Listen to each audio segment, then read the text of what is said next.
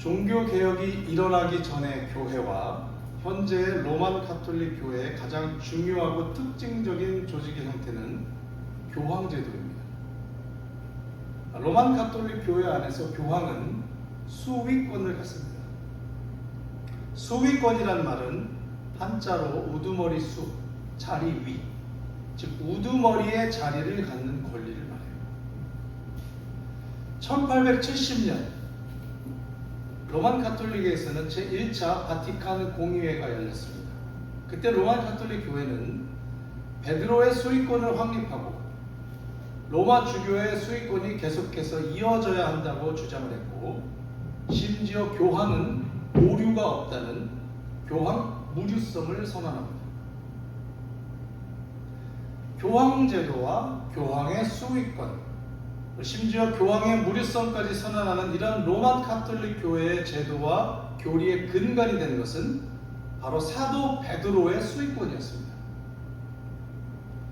12대자 중에 사도 베드로가 수위권이 있었고 자신들은 그 전통을 이어오고 있다는 것입니다. 로만 가톨릭 교회가 이 베드로의 수위권을 확립하기 위해서 제시했던 성경적 근거가 요한복음 1장 42절, 요한복음 21장 15절에서 17절, 그리고 지난 2주 동안 저희들이 살펴봤던 본문 중의 일부분인 마태복음 16장 16절에서 19절이에요. 요한복음 1장 42절의 내용은 예수님이 시몬을 처음 보시고 너는 장차 개바가 되리라 한 내용입니다. 요한복음 21장 15절 17절 내용은 닭 울기 전에 3번 예수님을 부인한 베드로를 부활하신 예수께서 찾아가셔서 물어보시고 내 양을 먹이라, 치라, 먹이라 한 내용입니다. 그리고 마태복음 16장 16절에서 19절 내용은 시몬이 예수님을 그리스도요, 살아계신 하나님의 아들이라고 고백한 후에 예수님께서 시몬에게 천문 열쇠를 주시고 땅에서 메고 풀면 하늘에서 메고 풀리라는 약속을 주신 내용입니다.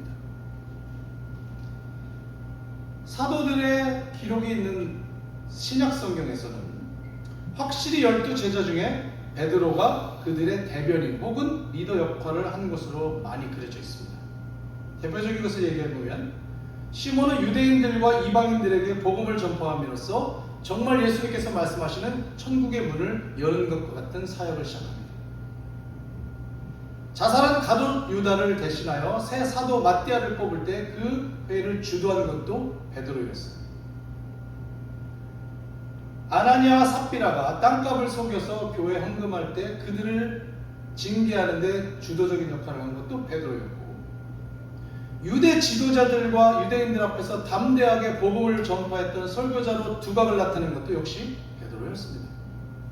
심지어 신약 성경에는 제자들의 이름을 기록하는 경우가 몇 번 있는데 첫 번째로 제자가 된 사람은 안드레였는데 제자들의 이름을 기록할 때 보면 항상 베드로의 이름이 먼저 나옵니다. 맨 끝은 항상 가룟 유다예요. 가룟 유다. 무조건 처음에 일단 베드로부터 쓰고 그 다음에 쓰고 나서 마지막에 무조건 가룟 유다예요. 이름을 쓴 순서를 보면 나름 중요도, 그 리더십, 그런 것들이 반영되어 있다고 봅니다. 그런데 이 1차 바티칸 공의회가 베드로의 수위권을 확립한 근거로 제시한 성경 말씀이 반드시 베드로의 수위권을 근거가 되는 말씀으로 본다는 것은 지극히 로만 가톨릭의 해석입니다. 신약 성경에는 오히려 베드로의 수위권을 인정하지 않는 구절들과 상황들이 많이 기록되어 있습니다. 중요하기 때문에 제가 몇 가지만 함께 같이 살펴보겠습니다. 한 10가지 됩니다. 자, 누가복음 9장 46절에 보면 제자들 중에서 서로 누가 크냐 그런 논쟁이 있습니다. 제자들 중에 누가 크냐, 누가 잘났냐, 누가 제일 훌륭하냐 이런 논쟁을 했어요. 베드로가 대장이었다면 그런 논쟁이 있었을 리가 없죠. 또 비슷한 내용이 마가복음 9장에도 기록되어 있는데 이번에는 길거리에서 제자들이 논쟁을 해요. 네가 크냐, 내가 크냐, 네가 잘났냐. 그때 예수님이 하신 대답이 이렇습니다. 첫째가 되고자 하는 자는 사람의 끝이 되고 모든 사람을 섬기는 자라야 첫째가 될 것이다. 이 모든 말씀과 내용을 배경으로 하면 베드로가 그들의 수익권을 갖고 있다든지 우두머리가 됐다는 정황을 찾기가 매우 어렵습니다. 또 여러분이 잘 익히 잘 아시는 베드로가 이방인 그리스도인들과 식사를 하고 있었을 때 주변에 유대 율법주의자들이 있었는데 그들의 시선이 두려워서 밥을 먹다가 자리를 떴어요. 그것을 바울에게 엄청나게 질책을 당합니다. 바울은 갈라디아서 2장에 이렇게도 복음 아래 모든 사도들은 동등하게 구속받는다고 선언하면서 모든 제자들과 사도들 사이에 형평성이 있음을 선언해요. 바울은 아시다시피 12제자가 아닙니다. 바울을 사도로 공인한 것이 베드로와 예루살렘 교회였어요. 그런데 굴러온들이 박힌 돌 빼듯이 베드로를 질책했습니다. 사도행전 15장에는 초대교회의 첫 번째 공의회로 기록된 예루살렘 공의회가 있었습니다. 교회의 중요한 내용들을 처음으로 다 모여서 결정한 회의였는데 그때 그 회의를 주도하고 가장 중요한 결정을 한 사람이 베드로가 아니에요. 주의 형제 야고보였습니다. 베드로도 중요한 논쟁을 했지만은 가장 중요하고 그 회의를 주도하고 결정한 사람이 야고보예요. 또 초대교회 때 베드로의 사역이 주도적이었지만 베드로가 감옥에 투옥되고 나서부터는 베드로의 사역은 유대인 선교에 딱 국한됩니다. 그 뒤부터 사도행전의 내용들은 세계 선교로 수많은 전도 여행과 선교로 확장되고 있었습니다. 베드로의 역할이 매우 상대적으로 축소되고 있었어요. 또 사도행전 8장에 보면 베드로와 요한이 함께 다른 사도들에 의해서 파송당하는 사람으로 기록되어 있습니다. 베드로가 쓴 편지가 두 개가 있죠. 베드로전서와 후서가 있는데 그 편지의 서문에 그 독자들에게 자기를 소개할 때 항상 이렇게 소개합니다. 많은 사도들 중에 한 명인 자기 베드로는. 바울은 틀림없이 그렇게 말했을 거예요. 고린도전서의 구정에도 바울은 베드로를 사도 중에 한 명으로만 표현합니다. 자, 우리가 2주 동안 살펴봤던 마태복음 16장에서도 로마 가톨릭 교회가 이 본문을 주장으로 해서 특히 베드로의 사도권을 강조했는데 수익권을 마태복음 16장에서 시몬이 위대한 고백을 했습니다. 그런데 그 고백의 사건이 있고 나서 여러분 바로 뒤에 어떤 사건이 기록되어 있는지 아십니까? 바로 뒤에 연결돼서 어떤 사건이 베드로가 예수님께 심하게 혼나는 내용이 있습니다. 심하게 혼나는 역대급 혼남. 예수님께서 제자들에게 자기가 이제 앞으로 어떤 고난을 당하고 순환을 당할 것에 대한 얘기를 하는데 베드로가 그 하나님의 신적인 고난과 순환의 내용을 이해를 못하고 예수님을 뜯어 말려요. 예수님 하지 마십시오. 그러자 예수님이 베드로에게 한 말, 사탄아 불러라. 사탄아. 좀 전까지만 해도 너는 복 있는 자로다. 너의 고백 위에 내 교회를 세우겠다. 너에게 천국 열쇠를 주겠다. 배고플면 배고플리리라 했던 그 베드로가 예수님에게 곧바로 사탄 소리를 들었어요. 사탄 소리. 신약 성경의 어디에도 베드로가 예수님의 후계자로 지명됐다든지 베드로에게 이런 수익권이 있다는 기록이 전혀 없습니다. 자, 우리는 베드로가 분명히 대변인 노릇도 했고 여러 면에서 리더가 되었지만은 그 제자들 중에 최고의 제자였다든지 모든 그리스도인들보다 높은 위치에 있던 사람으로 이해할 수 없습니다. 베드로가 예수님을 향해 했던 그 고백은 모든 제자들이 함께 동의했던 고백이고 그들도 다 그렇게 생각하고 있었습니다. 같은 고백을 대표로 고백한 것입니다. 예수님께서 베드로에게 너는 나를 누구냐고 묻다고 질문하기 전에 풍랑에서 배에 떠있던 제자들이 법에 질렸을 때 예수님이 저기서 물 위를 걸어오신 적이 있습니다.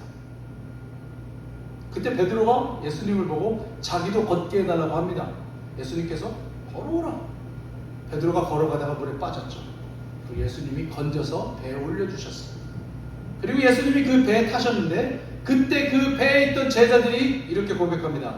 하나님의 아들이십니다. 하나님의 아들이십니다. 베드로만 고백한 것이 아니라 그 전에도 같은 제자들이 이미 예수님을 하나님의 아들로 고백한 기록이 분명히 있습니다.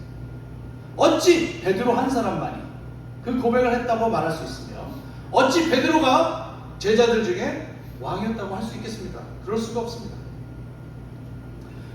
그래서 우리는 베드로를 신자들을 대표하는 한 명의 전형적인 제자로, 모두 동등한 성도들 중에 먼저 된 자로, 초석으로 반석으로 기억할 뿐입니다. First among equals, primus inter pares.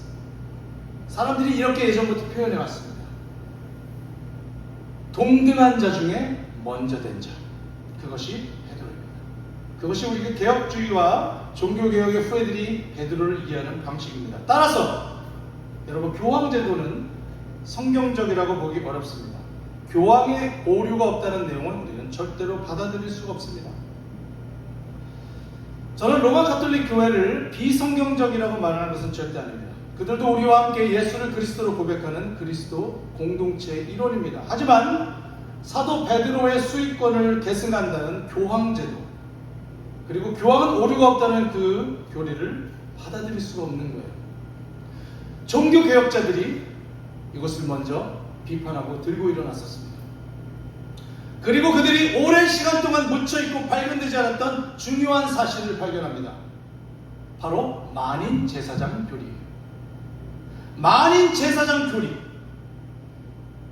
그것을 촉발시켰던 핵심 구절 말씀이 오늘 본문의 말씀, 베드로전서 2장 4절에서 10절입니다. 저는 오늘 여러분과 이 만인 제사장 교리의 근본이 되는 이 말씀을 함께 나누겠습니다. 먼저 4절과 5절을 보겠습니다.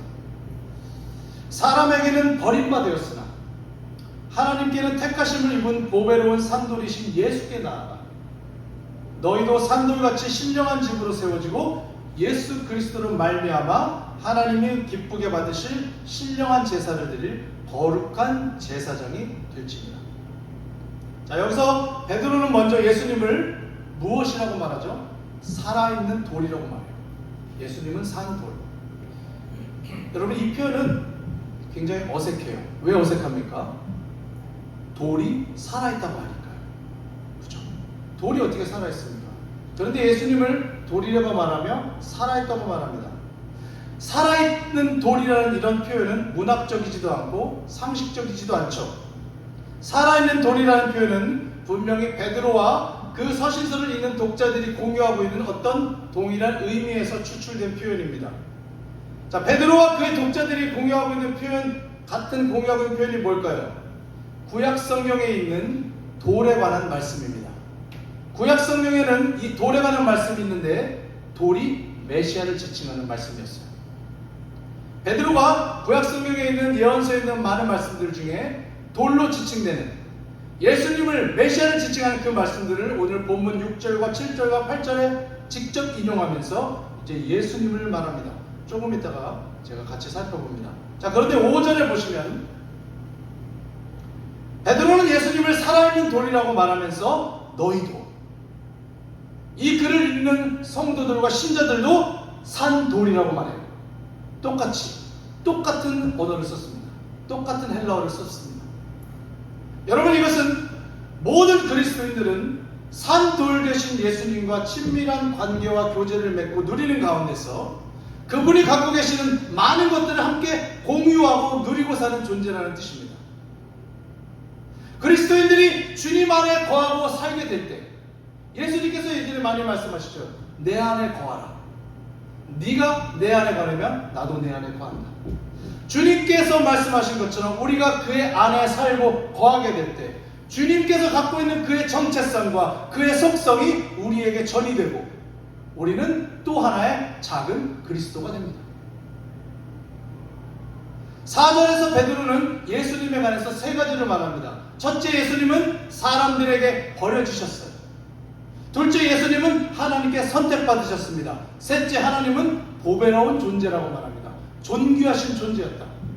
따라서 똑같이 예수님과 살아있는 돌로 표현된 그리스도인들도 산돌 대신 예수님처럼 하나님께 택함을 받은 존재이며, 그래서 존귀한 존재이며, 동시에 예수님처럼 사람들에게 버려짐을 당할 수 있는 존재라고 말합니다. 여러분, 당시 로마 시대에 있던 그리스도인들, 사람들에게 칭찬받고 존경받는, 사회적으로 인정받는 사람들이 아니었어요. 로마 시대에 그리스도인이 된다는 것은 매우 비천하고 핍박을 받고 어리석고 미개한 것으로 여겨지는 상황이었습니다. 특별히 베드로가 이 편지를 쓸 때, 베드로전서 앞에 1장에 나와 있던 이 편지의 독자들, 그 독자들이었던 로마 지역 주변의 이방인 성도들은 엄청난 핍박과 고난을 받고 있었습니다. 그래서 베드로는 이들을 언급하면서 본도와 갈라디아와 갑바디아와 아시아와 비두니아에 있는 흩어져 사는 나그네인들인 택하심을 입은 이들에게 편지를 쓴다라고 말합니다. 그들은 핍박과 고난 속에서 나그네처럼 떠돌며 살고 있었습니다. 고단하고 힘든 신앙생활을 하고 있었습니다. 이런 성도들에게 사도 베드로가 예수님도 사람들에게 버려졌지만 하나님께는 택하심을 입은 보배로우신 분이 된 것처럼 여러분도 하나님의 선택과 예정 가운데 구원을 받은 존귀한 영혼들이니 낭망치 말라고 위로하고 있는 것입니다. 그리고 베드로가 이렇게 말합니다. 4절 후반부에 보배로운 산 돌이신 예수께 나아가십시오. 여러분, 예수님이 없는데 어떻게 나아갑니까? 나아간다는 말이 뭘까요? 예수님께 나아갑시다. 예수님이 없는데 어떻게 나아갑니까? 베드로가 나아간다는 표현을 쓸 때는 예수님과 함께 거하며 진행하며 동행하며 거하는 것, 그러면서 주님께 심정적으로 마음으로 영적으로 나가는 것을 뜻해요. 그리고 나서 베드로가 중요한 말합니다. 신령한 집으로 세워지라. 신령한 집. 성도들은 집으로 표현됐습니다. 이 집은 하나님이 세워가시는 집이에요. 여기에 중요한 교회론적인 의미가 있습니다. 고통받는 이방인들을 산돌이라고 말할 때 베드로는 복수형을 썼습니다. 너희는 산돌들이다. living stones. 그런데 이 돌들을 신령한 집을 지라고 할 때는 단수예요. 하나의 집. 각 개개인의 성도들은 하나의 돌입니다. 돌들 개개인이 집이 되는 것이 아닙니다. 돌들이 모여 건축이 되어야 하나의 집이 됩니다. 그리스도인들은 본질적으로 함께하며 공동체를 이루지 않으면 안 되는 존재들이에요. 혼자서는 그 어떤 집도 이뤄낼 수 없습니다. 그저 일개 돌덩어리일 뿐이에요. 이 돌들이 함께 모여 합쳐질 때 비로소 신령한 하나의 집을 짓는다고 베드로가 말합니다. 여러분이 그리스도인으로서, 하나님의 사람으로서 아무리 좋은 뜻과 비전과 계획이 있어도 나 홀로 신앙인들은 아무것도 이룰 수가 없습니다.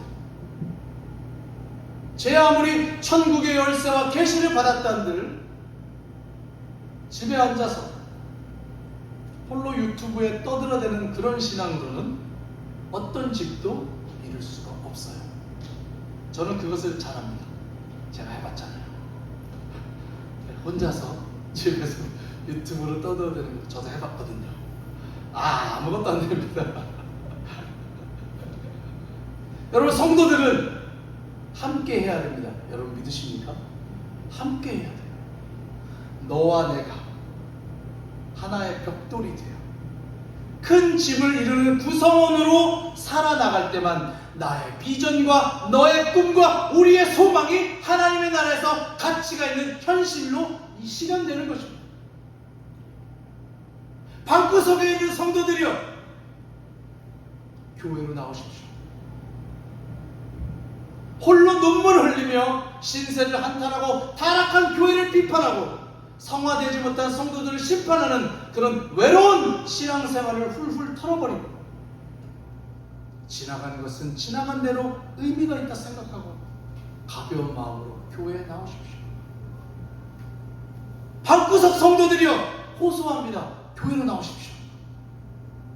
여러분이 혼자서 죽을 힘을 다해 무엇을 하려 한들 혼자만으로는 그 어떠한 신령한 집도 지을 수 없다는 것이 바로 하나님께서 말씀하시는 겁니다. 그것이 성도의 운명입니다. 여러분 모이십시오. 함께 합시다. 신령한 하나의 집을 짓는 저와 여러분이 되기를 원합니다. 자, 그리고 나서 베드로가 이제 중요한 요청을 합니다. 예수 그리스도로 말미암아 하나님이 기쁘게 받으실 신령한 제사를 드릴 거룩한 제사장이 되자. 신령한 집으로 지어지는 하나님의 성도들은 이제 거룩한 제사장들이 된다고 말합니다. 여러분, 로마 지역 주변에 있는 이방인 성도들을 제사장이라고 부릅니다. 이것을 유대인들이 듣고 있으면 가만히 있을까요? 특히 유대 그리스도인들은 이것을 받아들일 수 있을까요? 매우 충격적인 사실이죠. 매우 충격적이죠. 왜냐하면 구약시대 때 있던 제사장들, 그들의 특징을 조금만 살펴봐도 매우 충격적입니다. 제사장들은 하나님이 직접 선택해서 꽂아놓은 사람들이에요. 특권 중에 특권을 가진 자가 제사장입니다. 제사장들은 하나님과 사람 사이의 중재자 역할을 감당했었기 때문에 죄에서 깨끗해졌어요. 봉사를 위해서 특별한 옷을 지어서 입어야 했고 준비되어야 했고 기름 부음을 받은 자들이었습니다. 제사장들은 그래서 하나님께 순종하도록 거룩하게 성별되었고 하나님의 말씀에 집중하고 복종해야 하고 하나님과 항상 동행해야 하고 죄인들에게 영향을 미쳐야 하고 하나님의 메신저로 살아야 했어요.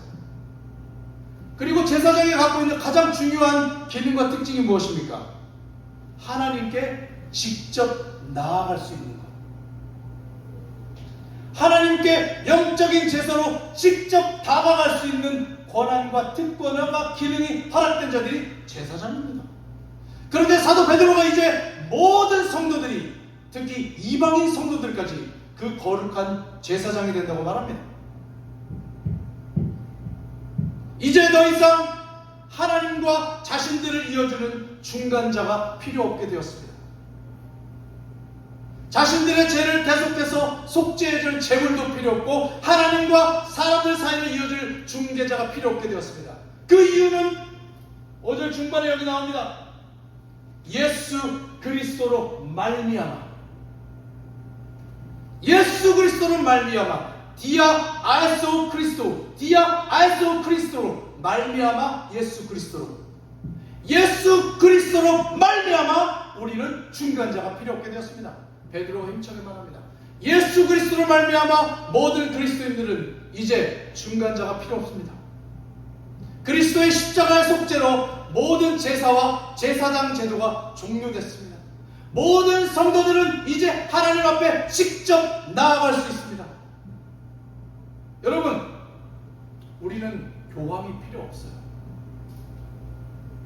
우리는 우리의 죄를 다른 어떤 사람에게 고백할 필요가 없습니다.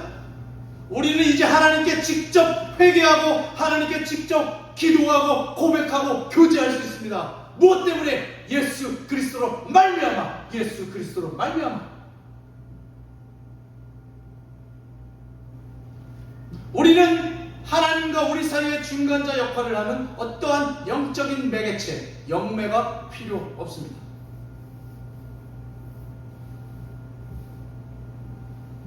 여러분, 무속에서는 사람들이 무당을 찾아가 신을 접하죠. 무당이 영매입니다. 이와 비슷한 종류의 여러 가지 주술 행위는 신과 인간을 이어주는 중간 매체인 영매가 필요해요.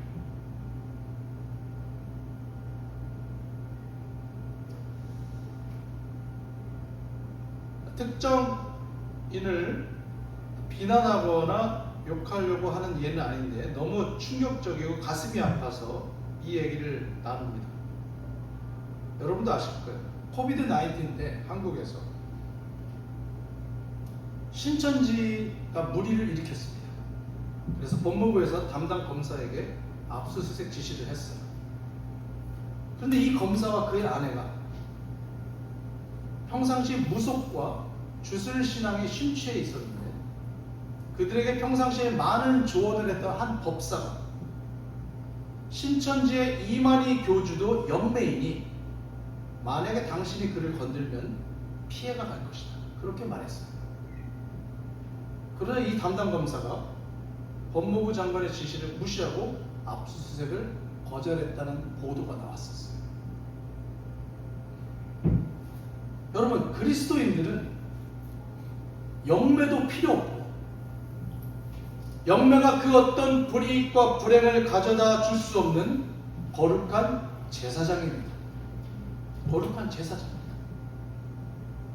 여러분, 영매가 무서워서 혹시 벌벌 떨거나 영매에게 잘 보여서 신을 접하려고 돈을 바치고 정성을 다하고 굽신거리는 사람들, 그래서 이 세상에서 길흉화복을 원하는 사람들은 예수 그리스도의 보혈의 공로를 경험하지 못하고 오염된 무속신앙을 갖고 있는 사람들이에요. 여러분, 이스라엘 초대 왕인 사울 왕이 하나님이 선택해서 초대 왕으로 삼았습니다. 그 당시에 하나님 보시기에 가장 괜찮은 사람이었던 걸로 보입니다. 하나님이 기름 부으셨습니다. 그런데 그가 왕에 오르고 자부하고 교만하고 하나님과 멀어지자 하나님의 영이 그를 떠나고 하나님이 그를 버립니다. 그때 그가 찾아 나섰던 것이 무엇입니까? 신접한 여인이에요. 신접한 여인, 영매를 찾아 나섭니다. 여러분, 우리 그리스도인들도 우리가 정신줄을 놓고 세상의 부귀와 명예와 욕망에 사로잡혀서 마치 사탄의 종노릇 하듯이 살 때는 전능하신 하나님의 통치가 임하는 하나님의 나라를 망각하고 천하고 더럽고 오염된 영매들을 찾아다니게 됩니다. 재미로 그랬습니다. 하나도 재미없어요. 장난삼아 해봤습니다. 신앙생활은 장난이 아닙니다. 혹시나 해서 해봤습니다. 혹시나 역시나요. 남들이 하자고 해서 했습니다. 남들이 하자고 해서 하는 것은 신앙생활이 아닙니다. 저와 여러분은 선택받고 구별받은 그리스도인들입니다. 베드로는 예수님이 하나님께 택하심을 입었다고 말했습니다. 그리고 이 편지의 독자인 이방인 그리스도인들도 택하심을 입은 자라고 했습니다. 여러분, 예수님이 언제 하나님께 택함 받으셨을까요? 이 땅에 오실 때? 십자가 지실 때? 아닙니다. 베드로전서 1장 20절, 그는 창세 전부터 미리 알림 바 되시니라 이 말세 너희를 위하여 나타내신 바 되셨습니다. 예수님은 창세 전부터 미리 알림 바 되신, 창세 전부터 이 땅에 오시기로 선택되고 예정되신 하나님의 아들이십니다. 창세 전부터 예수님이 예정되시고 선택받으셨습니다. 여러분, 우리는 언제 예정되고 택정받았습니까? 에베소서 1장 4절, 창세 전에 그리스도 안에서 우리를 택하사. 우리도 창세 전에 그리스도 안에서 택함 받았습니다. 이해하기 어렵고 받아들이기 어렵고 논증하기 어려운 내용이지만 하나님께서 자신의 전능하신 계시를 우리에게 알려준 내용, 믿기 어렵고 받아들이기도 힘들지만 믿게 되는 내용이 바로 창세전에 저와 여러분을 선택하셨다는 내용입니다. 그리고 하나님께서 말씀하십니다. 그리스도 안에서.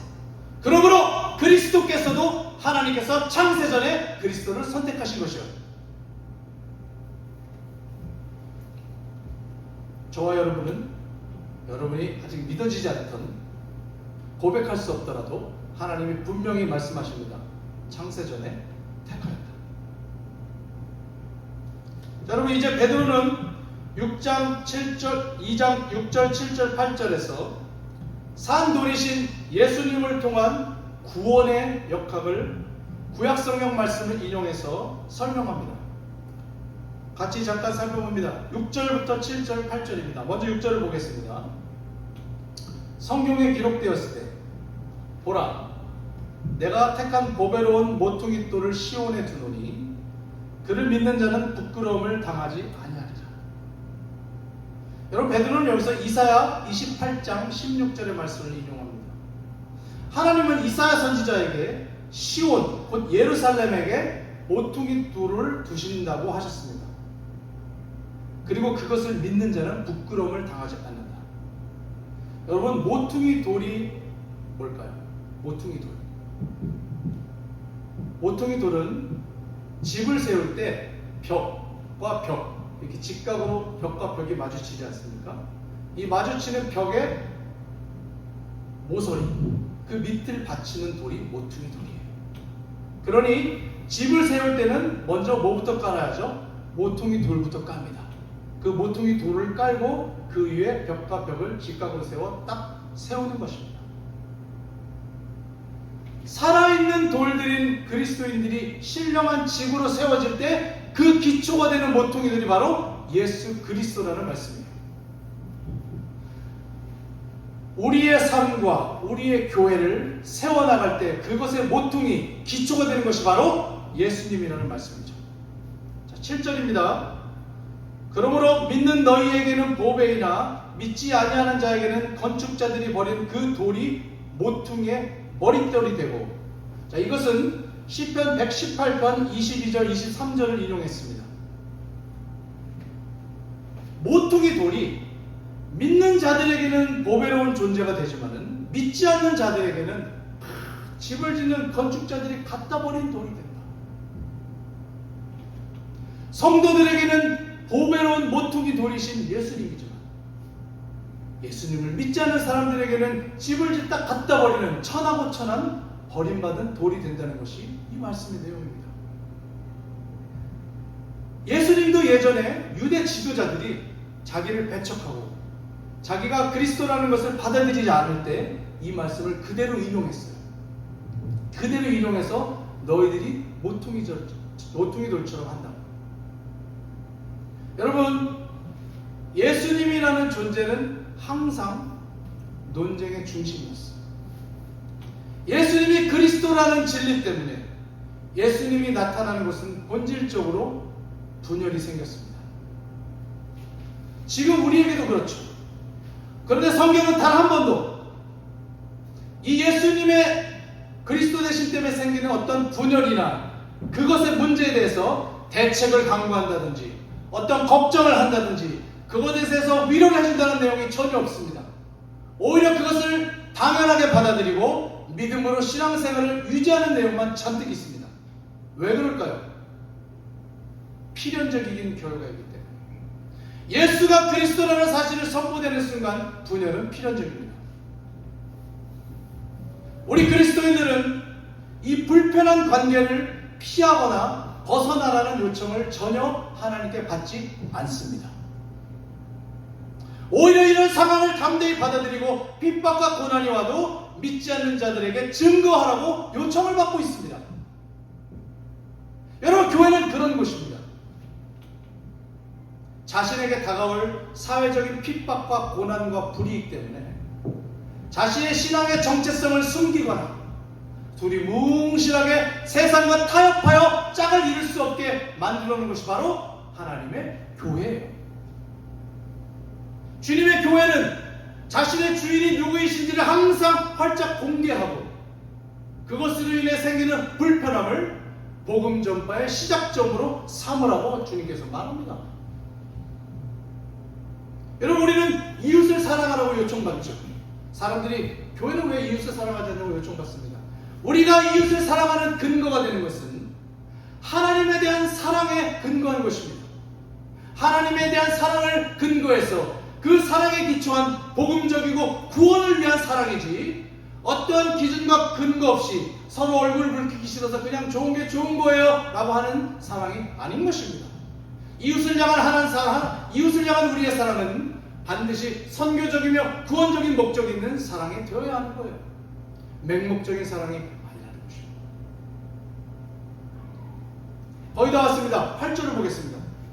또한 부딪히는 돌과 걸려 넘어지게 하는 바위가 되었다 하였느니라. 그들이 말씀을 순종하지 아니함으로 넘어지나니 이는 그들을 이렇게 정하신 것이다. 여러분, 여기서 이사야 8장의 말씀을 인용합니다. 살아있는 돌이신 예수님을 믿지 않는 자들은, 하나님의 말씀에 순종하지 않는 그런 사람들은 이제 걸려 넘어지고 자빠지게 된다. 그 걸려 넘어지고 자빠지게 되는 돌이 바로 예수님이라는 내용이에요. 여러분, 예수님을 믿지 않는 자들에게 그리스도는 자신의 욕망의 고속도로를 질주하는데 방해가 되고 원하지 않는 양심의 가책을 느끼게 하는 매우 거슬리는 돌덩어리예요. 그렇죠? 예수 그리스도 이외에는 구원의 길이 없다고 선언하는 순간부터 예수님은 인류의 상당수 사람들에게 부딪히는 돌입니다. 거슬리는 돌입니다. 걸려 넘어지는 돌이 됩니다. 예수님 때문에 심판이 그들에게 찾아오게 되었으니까요. 좋아할 리가 없죠. 거슬려요. 우리가 하나님의 예수 그리스도의 산돌로서 우리들의 삶도 산돌같이 가면 갈수록 어떤 사람들은 우리가 거슬립니다. 저와 여러분이 반듯하게 신앙생활을 하려고 노력하면 할수록 어떤 사람들은 우리를 싫어하게 됩니다. 거슬려요. 니들끼리 놀아. 가란 말이야. 거슬립니다. 그런데 하나님께서는 이 사실을 이미 알고 계셨고 베드로는 이것을 이렇게 표현합니다. 그것을 이렇게 정하셨다. 사도 바울 못지않게 베드로도 성도들의 선택과 예정, 하나님 불신자들을 하나님께서 놔두어 버림을 확신하고 있습니다. 돌에 걸려 넘어져 예수님을 거추장스럽게 생각하는 사람들을 하나님께서 그들을 그렇게 정해놓으셨다. 여러분, 베드로는 이렇게 6절, 7절, 8절을 통해서 구약성경에서 예수님을 돌로 지칭하는 말씀을 인용하면서 교회와 성도들의 가장 중요한 토대이자 기초가 되시는 모퉁이들이 바로 예수님임을 선포했습니다.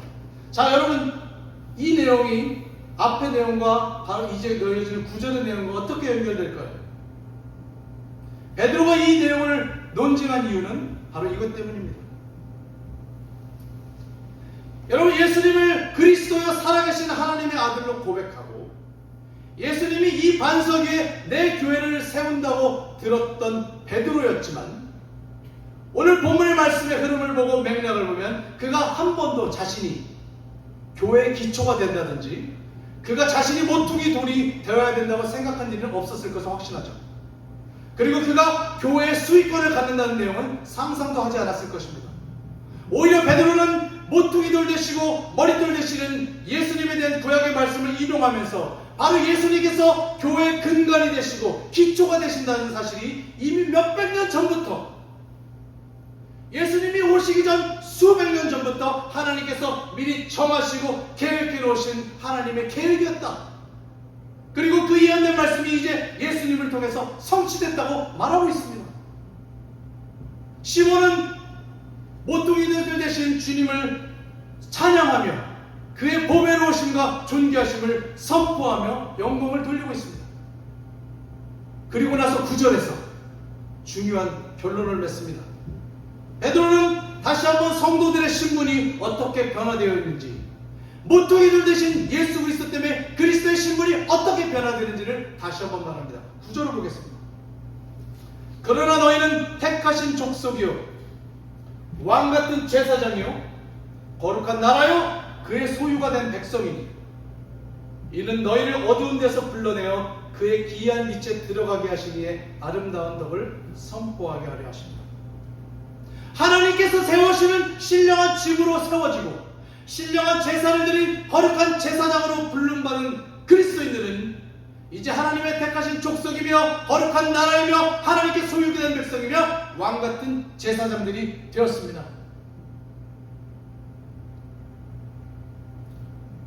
사랑하는 여러분, 우리는 교황이 필요 없습니다. 믿으십니까? 우리는 영매가 필요 없습니다. 우리는 하나님과 우리 사이에 매개체 역할을 하는 그 어떤 것도 필요 없습니다.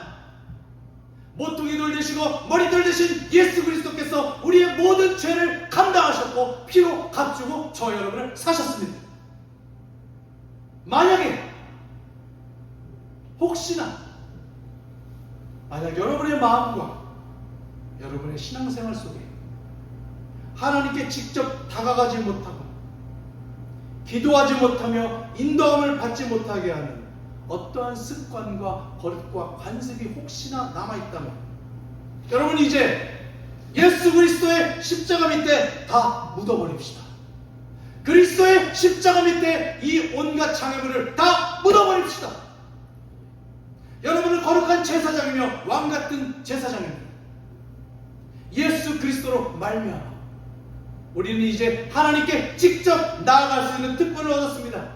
그 특권을 위해 주님께서 십자가에서 흘리신 물과 피, 그 값을 치르고 저와 여러분을 사셨습니다. 여러분 이 귀한 특권, 제사장의 권한을 여러분 어떻게 사용하시겠습니까? 여러분의 남은 인생 속에서 여러분의 신앙생활 속에서 왕같은 제사장으로 지칭하신 여러분의 권한과 권리를 어떻게 사용하시겠습니까?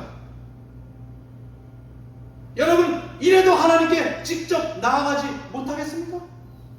여러분 이래도 여러분에게 영매가 필요합니까? 여러분 이래도 여러분에게 누군가가 도움이 필요합니까? 아닙니다. 여러분이 눈을 뜨고 손을 모아 하나님께 기도하고 찬양하고 고백하면 하나님께서 들으십니다. 그 어떠한 매개체가 필요 없습니다.